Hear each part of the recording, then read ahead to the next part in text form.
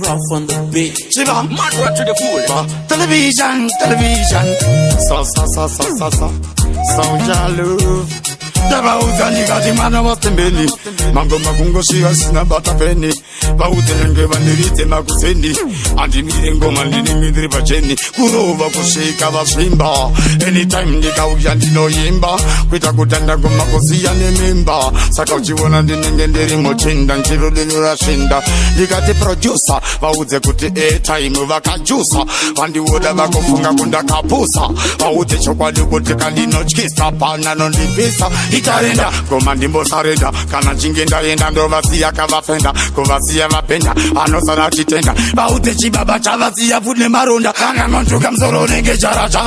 Vakazofunga futi vatogara.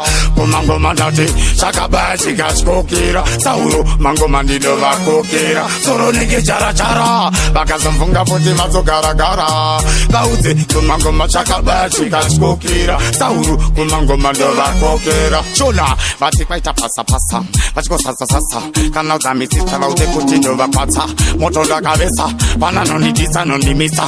Ngoma dzacho futi ndinochisa. Kana ndikatoimba ndakarelaxa. Vari kungopaisa nazvanzi ndanganchimaksa. Kana ndasvika ipapo futi ndovawachisa. Nekuti ndini munhu wacho ndobva ndavaomesa. Saka uchula ngoma vakutirizira. Nekuti dzangu inini ndiri kuregedzera. Handisi kumira ngoma ndiri kuyenderera. Kuvapedzera. Kana ngontuka msoro unenge chara. Vakazofunga futi vatogara.